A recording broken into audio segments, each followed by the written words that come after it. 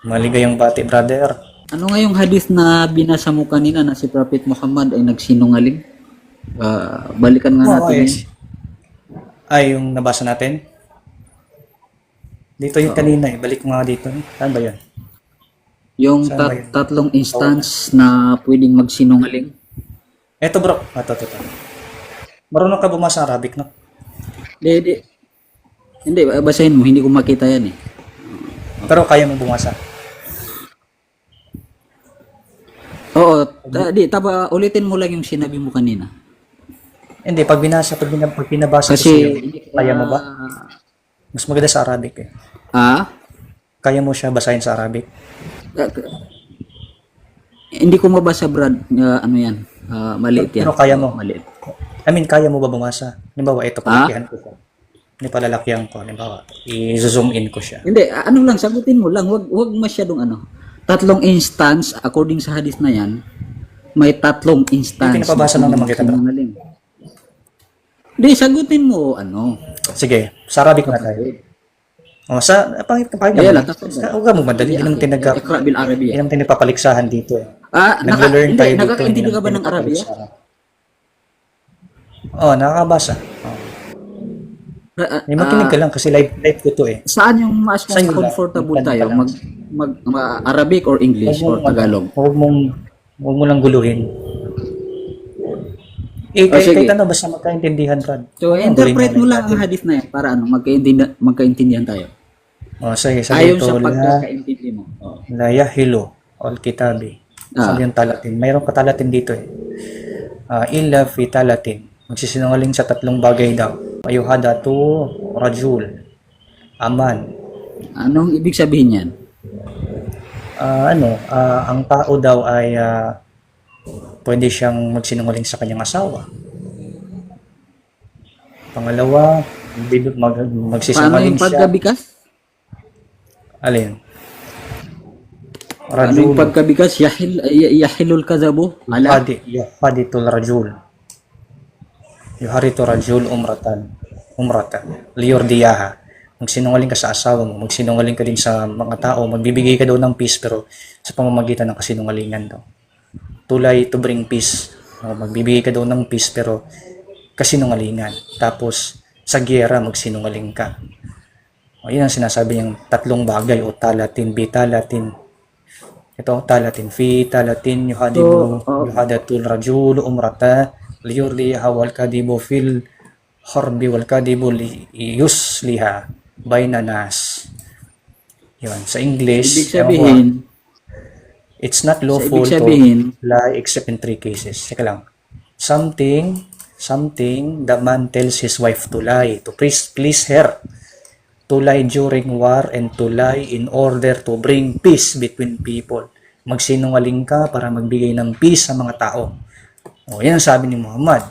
Tatlong kasinungalingan yan. 3 things, talitin. Talitin yan sa Arabic. Ila fi talitin. Yuhadibu. Liyurdiyaha ba yun? O, yun ang sinasabi. Kasinungalingan na tatlong bagay. Tama ba nakalagay dyan? Sangayon ka dyan? so ibig sabihin dyan kapatid, sa tatlong instance na yan, pinapahintulutan yung Sinungalingan. pagsisinungaling. Sino Maliban naturo? dyan, hindi. Oo. Yun yung Sino naturo? Oo. So ito ha, pakinggan mo ito ha. Hindi, huwag mo akong turuan dito. Kapatid, Ang tinatanong lang kita dito, sino bang naturo hindi, niyan? sasagutin ko yan. Sasagutin ko yan. Sagutin mo para yung tanong ko makorek mismo. yung Tanong ko understanding. mismo. Huwag ka Hindi, ang magpapayag. hadith na yan, i-explain ko para... Huwag ka explain tatanungin kita. Wala kang karapatan mag-explain sa akin tong live eh. Mamaya, bigyan kita ng oras. Mamaya, bigyan kita ng... Sagutin mo lang yung mga tanong ko muna. Kasi may namumuong tanong sa isip ko eh. Na gusto kong anuhin mo eh. sige. Di ba Anong sabi mo, pinahihintulutan daw, narinig ka naman kanina na magsinungaling. Mamaya, bigyan kita ng oras, paliwanag ka. Sige, wala problema, di kita babatin. No? Oo. Kaninong turo? Sige. Dito mo natin, tanungan mo na. Kaninong turo yon? Aha. Kaninong turo yung magsinungaling sa tatlong bagay? Kaninong turo ba? Sino nagturo? Pinahintulutan ang Islam ang... Ito. Sige. Sino nga Magsalita ka nagturo na. noon? Ako naman. Huwag. Sagutin mo ngayon. Magsalita ka na. O, tapos Sagutin mo ngayon. pasagutin mo ako ha. Mamaya. Huwag kang mag-interrupt, ha? Mamaya, bibigyan kita oras. Sabi ko nga, bibigyan kita. Huwag kang Oo. madali. Sa ano, may namumumo pa kong tanong eh. Sabi mo, pinahintulutan. Sino nagpahintulot? Sino nagturo ng pahintulutan? Sino nagturo? Sino? Sa hadith na yan, according Sino sa hadith na yan, si Prophet Muhammad, pinahintulutan niya ang Okay. magsinungaling sa instance na yan na binanggit mo. O, So yun pangalawang yung tanong. i-explain natin kasi hindi mo naintindihan. Mamaya, bigyan kita. Promise, bigyan kita mamaya oras. Tapos, sagutin mo lang muna itong nakabinbin na tanong sa akin. Mamaya, Sige, bigyan kita sige, oras, sige. pakikinggan kita. Okay? Itong next kong tanong. Ah. So, turo ni mo. So, hindi tuturo ng Diyos sa kanya. Hindi tuturo ng Diyos. Aha. Hindi, turo ng Diyos to sa kanya. Hindi. Ang turo ng Diyos ay paniwalaan si Prophet Hindi Muhammad. tinatanong, Okay, hindi yan. tinatanong paniwalaan siya. Ang tanong ko, turo ba to ng Diyos sa Yan, kanya? yan ang sagot diyan. Yan ang sagot diyan. Oo, yan. Well, linawin ko, hindi pa nasagot eh. Turo ba to ng Diyos sa kanya o hindi? Ang turo ni Allah ay maniwala kay Prophet Hindi ko Muhammad. tinatanong kung turo ni Okay. Allah maniwala kay Muhammad. Ang tinatanong ko, itong sinabi niya dito, nasabi mong turo niya na magsinungaling sa tatlong bagay. Yan ang sagot, Brad. Turo Kung ba ayaw to? mong ayaw mong tanggapin, di bahal Linawin ka. mo Yan yun, ang ha? sagot. Turo ni Allah na. Linawin mo lang muna kasi hindi na nga Paniwala nasagot. si Hindi Prophet pa siya Muhammad. nasasagot. Hindi pa nasasagot yung investigasyon. Oo nga, lilinawin Ang ko mamaya kasi, dito, sumasagot ang sabi ka mo eh. kasi, di ba, ang ubusin sabi mo mo, yung question mo. pakinggan mo lang Tapos muna yung magsasalita ako punto, mamaya. kaya hindi mo nagigets eh. Iniiwasan mo kasi ang Oo. tanong eh. Ang sabi mo kasi, tinuro niya to na magsinungaling. Ngayon, ang tinatanong ko, malinaw pa sa liwanag eh. Ang tinatanong ko, kung ito'y pinahintulutan na turo ni Muhammad sa instance na to, ang tanong dito, kung ayaw mong maniwala, turo yan, ba to bahala ng, ka. turo ba to ng Diyos sa kanya o hindi? Oo, hindi lang. Turo ba to ng Diyos sa kanya? Tinuro ni o hindi? Allah ang paniwalaan si Prophet Muhammad. Yan ang sagot. Oo. Turo Huwag ni mong Allah sa i-control makatuwid. yung Turo ni flow Allah. of conversation. Hindi Sa makatuwid, kita hahayaan dyan. sa makatuwid niya. Pakinggan mo lang. Ito yung konklusyon. Sa makatuwid, turo ng kanyang Diyos ito na magsinungaling sa tatlong bagay. Turo ng kanyang Diyos. Yes or no? Oo. Tinuro. Kasi sinabi yan ni Prophet Muhammad. Hindi mo lang Pakiulit mo ulit yung sagot mo. hadith. Ulitin mo yung sagot mo. Ulitin mo yung sagot mo. So, ang sagot mo, Oo. Lahat turo ng ng Diyos, turo ito ng ang Diyos sa turo ni kanya. Allah ay Wala, paniniwala si ulitin mo lang, Prophet ulitin mo Muhammad. lang. Kaya nga, ulitin mo lang. So, Yan ang turo sagot, to, kapatid. Kung ayaw mo nang kaya nga, turo ayaw ng mong Diyos. matanggap, Turo bala ng ka. Diyos. Ayaw mo Mamaya, bang ipa-explain sa akin? Mamaya, malapit natin matapos. Ikaw na, bibigyan kita ng oras. Patuloy pa, nandito pati sa peak of discussion eh. So, So, Brad, it won't make any sense anymore, Brad. So, thank you. Kaya nga, Thank you na magpapaliwanag lang. ka pa mamaya. Kasi, antay, Bibigyan kita ng oras, bibigyan kita ng oras. discussion natin. Bibigyan ka No, ng oras, not anymore. nililinaw ko lang para makinig ng mga nakikinig sa atin. Sa mga nakikinig dyan ito yung conclusion mo. Turo ng Diyos ito kay Muhammad. Okay, nawala ka na eh. Tumakas ka na, masayang papaliwanagin pa sana kita. Pinalilinaw ko lang yung conclusion. So, ang conclusion muna. After ng conclusion, saka ka na magpaliwanag. O sige, paliwanag mo yan lahat. Bahala ka sa paliwanag na dyan. Pero i-clarify muna natin to. Na turo to ng Diyos sa kanya na magsinungaling sa tatlong bagay. Turo ng Diyos. Kasi ano, sabi niya, oo daw. Biro mo, ang Diyos niya tinuturoan ng kanyang propeta magsinungaling. O, after natin ng conclusion, paliwanag ka na sana ngayon. Bibigyan ka na sana kita ngayon paliwanag. Ang problema, hindi ka pasensyoso. Umalis ka agad eh. Kaya pala sinungaling kausap ng mga to kasi mismong Diyos nilang nagtuturo na magsinungaling kay Muhammad. Sabi dito, laqad kana lakum fi rasulillahi uswatun hasanatun liman kana yarju laha wal yawm akhirah wa dhakara lahu qatir. Indeed, in the messenger of Allah Muhammad, you have a good example to follow. Sige, ipa-follow natin yung example, na good example niya. Ipa-follow nila to. To lie during war, a man should lie to his wife, to lie during war, to lie to bring in order to peace between people. So, yun yung mga example ni Muhammad, na best example ng pagsisinungaling. Ang challenge natin mga Kristiyano Sino mga propeta na nagturo ang Diyos na magsinungaling? O magsinungaling ka ha, o Abraham magsinungaling ka, o Musa magsinungaling ka, o Adam magsinungaling ka, o Jacob magsinungaling ka, o Moses magsinungaling ka, o Joshua magsinungaling ka, o Isaiah, o Daniel, o John the Baptist magsinungaling, Isa magsinungaling. Wala pong ganyan. O mga apostol magsinungaling kayo, o Apostol Pablo magsinungaling. Wala pong ganyan. Propeta lang nilang inudyukan ng kanilang Diyos na magsinungaling. I-clarify mo nga kasi hindi masyadong makita dito sa akin. Ito, saan ba ito? Basahin natin na. Basahin mo sa Ito ay yung galing English sa- lang para madali. Sahih. Para madali. Marunong ka naman bumasa ng Arabic na. Marunong ka naman na. Oo, pero hindi ko makita kasi maliit lang. Yun lang, English lang bro. Direct na lang para hindi maubos yung oras. Iso-zoom ko na lang para makita mo. Iso-zoom ko na lang. So, sabi dito, sige basahin mo, Brad. Asma bin, saan ba? Ano yung English to?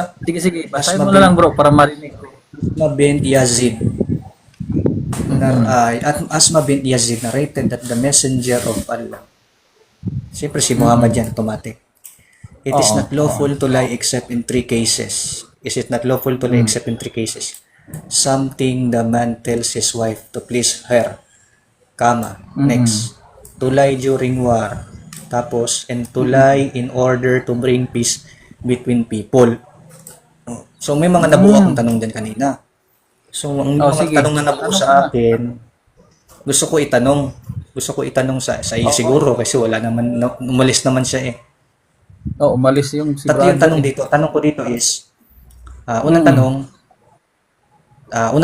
is, tama ba yung nakalagay dyan na sinabi ni Muhammad? Oo, tama yan. Tama. Oo. Pangalawang tanong dito, tama. bago kang paliwanag, pangalawang tanong dito is, kaninong turo ito? Turo ni Muhammad. Toro ng Pangatlong tanong, demonyo. turo ba ito ng Diyos sa kanya? O hindi? Oo, turo yan ng Diyos. Sa kanya? Oo. Sa kanya? Okay. Bigay ka ng sura o aya na deceiver ang Allah. Dito tayo sa panibago kasi nag-challenge ka saan daw natin mababasa Sige. na yung God daw nila ay deceiver, no? Deceiver. May mabasa kami sa inyong Quran na deceiver nga siya. Ano gagawin mo? At tatanggapin mo deceiver siya. Teka muna bro ha. O saan daw mababasa natin na deceiver ang Diyos since ikaw yung nakunang parang challenge yun eh. So ngayon, punta na tayo dun sa challenge na yun talaga. Paano pag may mabasa po tayo dun sa inyong Quranic translations, Quranic verse, na yung God talaga ay deceiver yung mababasa natin, letra por letra, paano yan? Tatanggapin mo na deceiver nga siya? O magkukonsid ka? Ay, baka bro, James. Ito yung nasa Surah Al-Imran ayah 54. Ulitin ko, translation ni Muhammad Ahmad Samira, kapwa nilang Muslim. Translation. Ito sabi and they cheated, deceived, and God cheated, deceived. And God is the best of the cheaters and deceivers. Tanong. Nabasa ba natin? Ang God ninyo ay deceivers? Nabasa niyo? Nabasa wala? Wala. Hindi niya na ako pinapasagot. Yun na. Huli ka na, Ruel. Hindi yan. Ayun, Wala. Kuya James. Hindi niya ako pinapasagot, James. Parang ayaw nilang... Huli ka Pwede na. ba? Yung binasa mo, kahit medyo malabo, ako babasa. Sige bro, basahin mo bro. Baka kasi di naniniwala sa binabasa mo, dinadagdagan mo lang daw eh. Isip mo na lang. Mamaya. Paki-zoom. Mamaya bro. Mamaya. Alam ko yung Mamaya ka na mag-react. Tahimik ka muna, Rowe. Tahimik muna, uulitin ko yung binasa ni James. Sige, Kuya James, pakitanggal na yung daliri mo. And they cheated, deceive. Yun naman pala, cheated na deceive pa. Ano yun? Sabi mo pa, bro. And they cheated, deceive, and God cheated, deceive. Huli ka na, Ruel. Madamay na Diyos, pagiging deception. Tama. And Huli ka na, God is the best of the cheater, deceiver. Nabasa wala? Ruel. Nabasa. ang galing Ilang beses binanggit na yung Diyos, deceiver. sa Arabic, no? Palakpakan naman yung mga galing sa Arabic. Subhanallah. Sige, ano bang Ano yung Arabic noon? Anong Arabic? Al-Makir, di ba? Al-Makir. Al-Makir. Al-Makir. Sige daw. Tingnan natin sa Arabic Dictionary kung anong meaning niyan. Sa Arabic Dictionary, paano kung mabasa namin sa Arabic English Dictionary na ang al-makir, ang meaning niyan ay deceive. Oh. Meron ka bang may pakit ng Arabic na hindi deceive yung Ako meaning? yung magbasa ha. Ako yung magbasa. Ito, Ako yung magbasa. al-makir. Ganun, ito al-makir. Oh. Wala ka nang matatakasan, Will. Al-makir. Wala ka na. Tatlong Al-Makir. beses inulit yung Tingnan December eh. Tingnan nyo. Al-makir. Ang meaning ng Naratol na al-makir. si James. Sinungalingan ang Tingnan hindi. nyo, Yung al-makir. naratol na Tingnan si mo. Sige, Kuya James, ako ulit babasa. Ako ulit Al-Makir, babasa ng sige. meaning, paturo. Al-makir. Anong meaning doon? Basahin mo Al-Makir. bro. Ang meaning ng Asan al-makir. yung kahulugan? Will. Okay, basahin mo. Wala ka na maisip. Mali kung kasi. Will. Mali Okay, yung translation. Paki-zoom po, paki-zoom. Dictionary, Arabic Dictionary. Arabic Dictionary. Papa, Arabic Dictionary. Cheat, Ninyo. deceiver. Ano Ruel, yung pangatlo? attribute ng demonyo yan, Ruel. Demon. Umalis ka na Diyos dyan. niyo, doon pa lang sa dalawang word. Ruel, attribute ng Evilness. demonyo yan, Ruel. Umalis ka. Evilness. Okay na yun eh. Okay, kahit wala na yung evilness eh. Doon Cheat. pa lang sa dalawang word na nauna, palpak na eh. Ruel, umalis ka na.